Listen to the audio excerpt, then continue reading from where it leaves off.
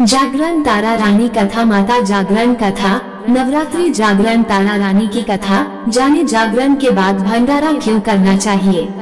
माता जागरण कथा। माँ दुर्गा का जागरण वैसे को साल भर में कभी भी आयोजित किया जा सकता है, लेकिन नवरात्रि में अष्टमी और नवमी तिथि पर माता रानी के जागरण का विशेष तौर पर आयोजन कई जगहों पर किया जाता है।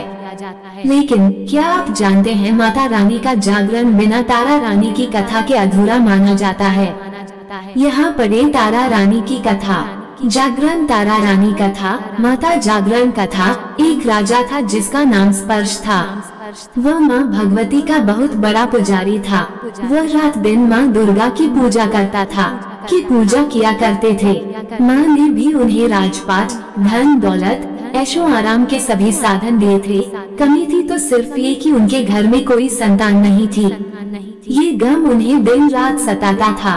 वो माँ से यही प्रार्थना करते थे कि माँ उन्हें एक संतान दे ताकि उनका वंश चलता रहे। माँ ने उसकी पुकार सुन ली। एक दिन माँ ने आकर राजा को स्वप्न में दर्शन दिए और कहा कि वे उसकी तेरी भक्ति से बहुत प्रसन्न हैं। उन्होंने राजा को 2 पुत्रियां प्राप्त होने का वरदान दिया। कुछ समय के बाद राजा के घर में एक कन्या ने जन्म लिया। राजा ने अपने राज दरबारियों को बुलाया, पंडितों और ज्योतिषों को बुलाया और बच्ची की जन्म कुंडली तैयार करने का हुक्म दिया। पंडितों और ज्योतिषियों ने उस बच्ची की जन्म कुंडली तैयार की और कहा, हे राजन, ये कन्या तो साक्षात देवी है। ये कन्या जहाँ भी कदम रखेगी वहाँ खुशियाँ ही खुशियाँ होंगी। ये कन्या भी भगवती की पुजारिन होगी। उस कन्या का नाम तारा रखा गया। थोड़े समय बाद राजा के घर वरदान के अनुसार एक और कन्या ने जन्म लिया। मंगलवार का दिन था। पंडितों और ज्योतिषियों ने जब जन्म कुंडली तैयार की तो उदास हो गए। राजा ने उदासी का कारण पूछा तो वे कहने लगे, महाराज, ये कन्या आपके लिए शुभ नहीं है।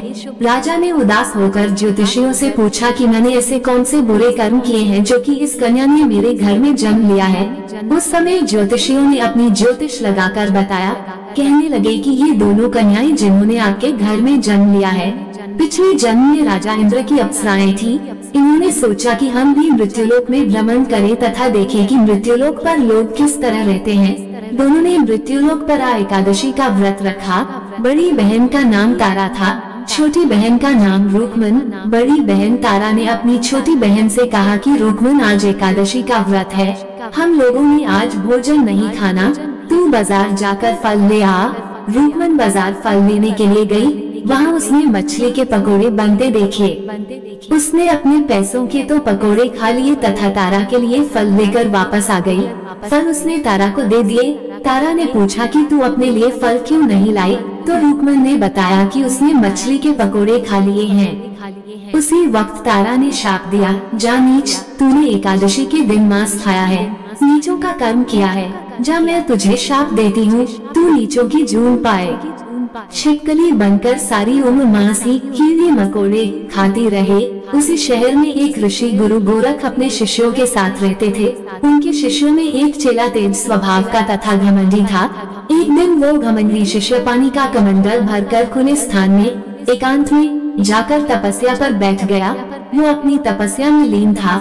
उसी समय उधर से एक प्यासी कपिला गाय आ गई। उस ऋषि के पास पड़े कमंडल में पानी पीने के लिए उसने मुंह डाला और सारा पानी पी गई। जब कपिला गाय ने मुंह बाहर निकाला तो खाली कमंडल की आवाज सुनकर उस ऋषि की समाधि टूटी।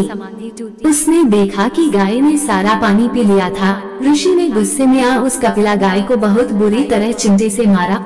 वह गाय लहूलुहान हो गई। ये खबर गुरु गोरख को मिली। उन्होंने जब कपिला गाय की हालत देखी तो उस ऋषि को बहुत बुरा भला कहा और उसी वक्त आश्रम से निकाल दिया। गुरु गोरख ने गाय माता पर किए गए पाप से छुटकारा पाने के लिए कुछ समय बाद एक यज्ञ रचाया। इस यज्ञ का पता उस शिष्य को भी चल गया जिसने कपिला गाय को मारा था। उसने सोचा कि वह अपने अपमान का बदला जरूर लेगा। यज्ञ शुरू हो गया। उस चेले ने एक पक्षी का रूप धारण किया और चोंच में सर्प लेकर भंडारे में फेंक दिया, जिसका किसी को पता न चला। एक छिपकली जो पिछले जन्म में तारा देवी की छोटी बहन थी तथा बहन के शाप को स्वीकार कर छिपकली बनी थी, सर्प का भंडारे में गिरना देख रही थी। उसे त्याग व परोपकार की शिक्षा अब तक याद थी। वह भंडारा होने तक घर की दीवार पर चिपके समय की प्रतीक्षा करती रही। कई लोगों के प्राण बचाने हेतु उसने अपने प्राण न्योछावर कर लेने का मन ही मन निश्चय किया। अब खीर भंडारे में दी जाने वाली थी। बांटने वालों की आंखों के सामने वह छिपकली दीवार से कूदकर कढ़ाई में जा गिरी। नादान लोग छिपकली को बुरा भला कहते हुए खीर की कढ़ाई को खाली करने लगे। उन्होंने उसमें मरे हुए सांप को देखा। तब सबको मालूम हुआ कि छिपकली ने अपने प्राण देकर उन सबके प्राणों की रक्षा की है। उपस्थित सभी सज्जनों और देवताओं ने उस छिपकली के लिए प्रार्थना की कि उसे सब योनियों में उत्तम मनुष्य जन्म प्राप्त हो तथा अंत में वह मोक्ष को प्राप्त करे। तीसरे जन्म में वह छिपकली राजा स्पर्श के घर कन्या जन्मी। दूसरी बहन तारा देवी ने फिर मनुष्य जन्म लेकर तारांती नाम से अयोध्या के प्रतापी राजा हरिश्चंद्र के साथ विवाह किया। राजा स्पर्श ने ज्योतिषियों से कन्या की कुंडली बनवाई। ज्योतिषियों ने राजा को बताया कि कन्या आपके लिए हानिकारक सिद्ध होगी, शकुन ठीक नहीं है, अतः आप इसे मरवा दीजिए। राजा बोले, लड़की को मारने का पाप बहुत बड़ा है, मैं उस पाप का भार नहीं बन सकता। तब ज्योतिषियों ने विचार करके राय दी, हे राजन, आप एक लकड़ी के संदूक में ऊपर से सोना चांदी आदि जड़वा दें, फिर उस संदूक के भीतर लड़की को बंद करके नदी में प्रवाहित कर दीजिए। सोने चांदी से जड़ा हुआ संदूक अवश्य ही कोई लालच से निकाल लेगा और आपकी हत्या कन्या को भी पाल लेगा। आपको किसी प्रकार का पाप न लगेगा। ऐसा ही किया गया और नदी में बहता हुआ संदूक काशी के समीप एक भंगी को दिखाई दिया। वह संदूक को नदी से बाहर निकाल लाया। उसने जब संदूक खोला तो सोने चांदी के अतिरिक्त अत्यंत रूपवान कन्या दिखाई दी। उस भंगी की कोई संतान नहीं थी। उसने अपनी पत्नी को वो कन्या लाकर दी तो पत्नी की प्रसन्नता का ठिकाना न रहा। उसने अपनी संतान के समान ही बच्ची को छाती से लगा लिया। भगवती की कृपा से उसके स्तनों में दूध उतर आया। पति पत्नी दोनों ने प्रेम से कन्या का नाम रूप को रख दिया। रूप को बड़ी हुई उसका विवाह हुआ। रूपको की सास महाराजा हरिश्चंद्र के घर सफाई आदि का काम करने जाया करती थी। एक दिन वह बीमार पड़ गई। रूपको महाराजा हरिश्चंद्र के घर काम करने के लिए पहुंच गई। महाराज की पत्नी तारांती ने जब रूपको को देखा तो वह अपने पूर्व जन्म के पुण्य से उसे पहचान गई। तारांती ने रूपको से कहा, हे बहन, तुम मेरे यहाँ निकट आकर बैठो। महारानी की बात सुनकर रूपको बोली, रानी जी, मैं नीच जाति की भंगिन हूँ, भला मैं आपके पास कैसे बैठ सकती हूँ। तब तारांती ने कहा, बहन, पूर्व जन्म में तुम मेरी सगी बहन थी। एकादशी का व्रत खंडित करने के कारण तुम्हें छिपकली की योनि में जाना पड़ा। जो होना था सो हो चुका। अब तुम अपने इस जन्म को सुधारने का उपाय करो तथा भगवती वैष्णो माता की सेवा करके अपना जन्म सफल बनाओ। ये सुनकर रूपको को बड़ी प्रसन्नता हुई और उसने उपाय पूछा। रानी ने बताया कि वैष्णो माता सब मनोरथों को पूरा करने वाली है। जो लोग श्रद्धा पूर्वक माता का पूजन व जागरण करते हैं, उनकी सब मनोकामना पूर्ण होती है। रूपको ने प्रसन्न होकर माता की मनौती करते हुए कहा, हे माता, यदि आपकी कृपा से मुझे एक पुत्र प्राप्त हो गया तो मैं भी आपका पूजन व जागरण करवाऊंगी। माता ने प्रार्थना को स्वीकार कर लिया। फलस्वरूप 10वें महीने उसके गर्भ से एक अत्यंत सुंदर बालक ने जन्म लिया। परंतु दुर्भाग्यवश रूपको को माता का पूजन जागरण कराने का ध्यान न रहा। जब वह बालक 5 वर्ष का हुआ तो एक दिन उसे माता चेचक निकल आई। रूपको दुखी होकर अपने पूर्वजन्म की बहन तारांती के पास आई और बच्चे की बीमारी का सब वृतांत कह सुनाया। तब तारांती ने कहा, तू जरा ध्यान करके देख कि तुझसे माता के पूजन में कोई भूल तो नहीं हुई।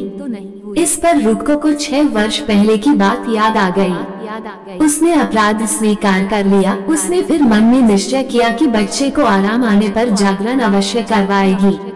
भगवती की कृपा से बच्चा दूसरे दिन ही ठीक हो गया। तब रूपको ने देवी के मंदिर में ही जाकर पंडित से कहा कि मुझे अपने घर माता का जागरण करना है, अतः आप मंगलवार को मेरे घर पधार कर कृतार्थ करें। पंडित जी बोले, अरे रूपको, तू यही 5 रुपए दे जा, हम तेरे नाम से मंदिर में ही जागरण करवा देंगे। तू नीच जाति की स्त्री है, इसलिए हम तेरे घर में जाकर देवी का जागरण नहीं कर सकते। रूपको ने कहा, हे पंडित जी, माता के दरबार में तो ऊंच नीच का कोई विचार नहीं होता। वे तो सब भक्तों पर समान रूप से कृपा करती हैं। अतः आपको कोई ऐतराज नहीं होना चाहिए। इस पर पंडित ने आपस में विचार करके कहा कि यदि महारानी तुम्हारे जागरण में पधारे तब तो हम भी स्वीकार कर लेंगे। ये सुनकर रूपको महारानी के पास गई और सब वृतांत कर सुनाया। तारामती ने जागरण में सम्मिलित होना सहर्ष स्वीकार कर लिया। जिस समय रुक्को पंडितों से यह कहने के लिए गई महारानी जी जागरण में आवेंगी, उस समय सेन नाई वहाँ था। उसने सब सुन लिया और महाराजा हरिश्चंद्र को जाकर सूचना दी। राजा को सेन नाई की बात पर विश्वास नहीं हुआ। महारानी भांगियों के घर जागरण में नहीं जा सकती, फिर भी परीक्षा लेने के लिए उसने रात को अपनी उंगली पर थोड़ा सा चीरा लगा लिया जिससे नींद न आए। रानी तारामती ने जब देखा कि जागरण का समय हो रहा है परंतु महाराज को नींद नहीं आ रही, तो उसने माता वैष्णो देवी से मन ही मन प्रार्थना की कि हे माता, आप किसी उपाय से राजा को सुला दे ताकि मैं जागरण में सम्मिलित हो सकूं। राजा को नींद आ गई। तारामती रोशनदान से रस्सा बांधकर महल से उतरी और रुक्को के घर जा पहुंची। उस समय जल्दी के कारण रानी के होंठ से रेशमी रुमाल तथा पाँव का एक कंगन रास्ते में ही गिर पड़ा। उधर थोड़ी देर बाद राजा हरिश्चंद्र की नींद खुल गई। वो भी रानी का पता लगाने निकल पड़ा। उसने मार्ग में कंगन व रुमाल देखा। राजा ने दोनों चीजें रास्ते से उठाकर अपने पास रख ली और जहाँ जागरण हो रहा था वहाँ जा पहुँचा। वह एक कोने में चुपचाप बैठकर दृश्य देखने लगा। जब जागरण समाप्त हुआ तो सबने माता की अरदास की। उसके बाद प्रसाद बांटा गया। रानी तारामती को जब प्रसाद मिला तो उसने झोली में रख लिया। ये देख लोगों ने पूछा, आपने प्रसाद क्यों नहीं खाया? यदि आप न खाएंगी तो कोई भी प्रसाद नहीं खाएगा। रानी बोली, तुम्हें प्रसाद दिया वो मैंने महाराज के लिए रख लिया, अब मुझे मेरा प्रसाद दे दे। अब की बार प्रसाद ले तारा ने खा लिया। इसके बाद सब भक्तों ने माँ का प्रसाद खाया। इस प्रकार जागरण समाप्त करके प्रसाद खाने के पश्चात रानी तारामती महल की तरफ चली। तब राजा ने आगे बढ़कर रास्ता रोक लिया और कहा, तूने नीचों के घर का प्रसाद खा अपना धर्म भ्रष्ट कर लिया। अब मैं तुझे अपने घर कैसे रखूं? तूने तो कुल की मर्यादा व प्रतिष्ठा का भी ध्यान नहीं रखा। जो प्रसाद तू अपनी झोली में मेरे लिए लाई है उसे खिला, मुझे भी तू अपवित्र करना चाहती है। ऐसा कहते हुए जब राजा ने झोली की ओर देखा तो भगवती की कृपा से प्रसाद के स्थान पर उसमें चंपा, गुलाब, गेंदे के फूल, कच्चे चावल और सुपारियां दिखाई दी। ये चमत्कार देख राजा आश्चर्यचकित रह गया। राजा हरिश्चंद्र रानी तारा को साथ ले महल लौट आए। वहीं रानी ने ज्वाला मैया की शक्ति से बिना माचिस या चकमक पत्थर की सहायता के राजा को अग्नि प्रज्वलित करके दिखाई, जिसे देखकर राजा का आश्चर्य और बढ़ गया। रानी बोली, प्रत्यक्ष दर्शन पाने के लिए बहुत बड़ा त्याग होना चाहिए। यदि आप अपने पुत्र रोहिताश्व की बलि दे सके तो आपको दुर्गा देवी के प्रत्यक्ष दर्शन हो जाएंगे। राजा के मन में तो देवी के दर्शन की लगन हो गई थी। राजा ने पुत्र मोह त्याग कर रोहिताश्व का सिर देवी को अर्पण कर दिया। ऐसी सच्ची श्रद्धा एवं विश्वास देख दुर्गा माता सिंह पर सवार हो उसी समय प्रकट को गई और राजा हरिश्चंद्र दर्शन करके कृतार्थ हो गए। मरा हुआ पुत्र भी जीवित हो गया। चमत्कार देख राजा हरिश्चंद्र गदगद हो गए। उन्होंने विधि पूर्वक माता का पूजन करके अपराधों की क्षमा मांगी। इसके बाद सुखी रहने का आशीर्वाद दे माता अंतर ध्यान हो गयी।